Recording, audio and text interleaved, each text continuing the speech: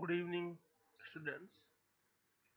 So, under the dynamic force analysis, recently we studied about the how to calculate the velocity and acceleration of connecting rod, okay, crank, and angular velocity and angular acceleration of connecting rod. Now, based on that expression, now we are going to solve some numerical example during this session. Okay, so now we start from the first. We can see similar type of arrangement are there. This is crank, connecting rod, piston. Okay, and this is the some notation which are similar which we used in earlier in our last lectures. R is the length of connecting rod between the centers. R is the radius of crank or crank pin circle. Phi is the inclination of connecting rod to the line of stroke Pu, and the N is the ratio, that is L by R. Now we just read the question. If the crank and the connecting rod are 300 mm and 1 mm 1 meter long respectively. This is the length of the crank and the crank, this R, and connecting rod length L. Okay, so here we can see the R is at 300 mm, 0.3 meter, and L is equal to 1 meter. We convert this mm to meter, to meter. Okay, so and the crank rotates at a constant speed of 200 rpm. So number of rpm are given here. Okay, determine the crank angle at which the maximum velocity occurs. Okay, and second, maximum velocity of the piston. Okay, so the given data is R is equal to 300 mm. This is the value of R, which we convert from the mm to meter. This is 0.3 meter. Then the length is the 1 meter, and is equal to 200 rpm. So from this end we can calculate the value of omega, which is a 2 pi n by 60. Then 2 pi n by 60 is a 20.95 meter per second. Now the first, crank angle at which the maximum velocity occurs. Okay, so we all know very well theta.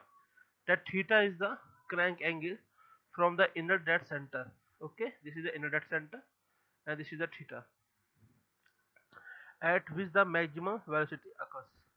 Now in the next slide, so we know what is the n is the ratio of L by R. Okay, we know that ratio of length of connecting rod to crank radius L by R is equal to 1 upon 0.3, and that is comes to 3.33.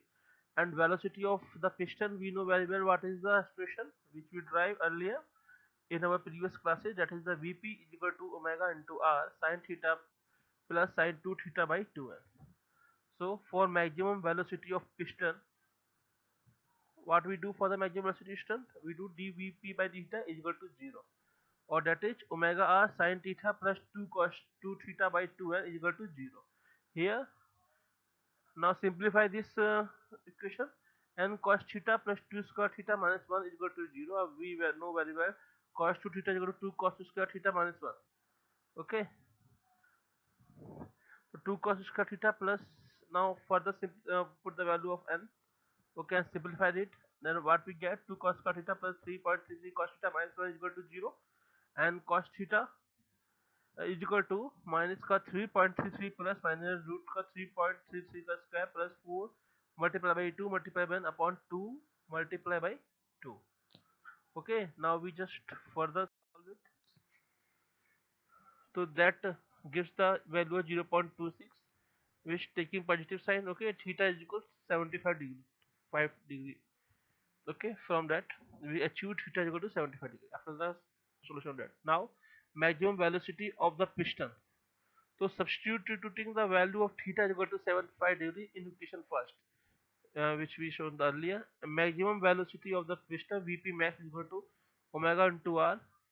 We put 75 degree in the place of theta. Sin 75 degree plus sin 150 degree upon 2n. Now after solving this, 20.95 multiplied by 0.3, bracket में 0.966 plus 0.5 upon 3.33 and bracket square meter per second. After solve this, we get the maximum velocity of the piston. So that is a 6.54 meter per second. Okay, so I think we just get both the values which we want to determine. Okay, now in the next class we just solve one more example related to the similar type of problem. Thank you very much.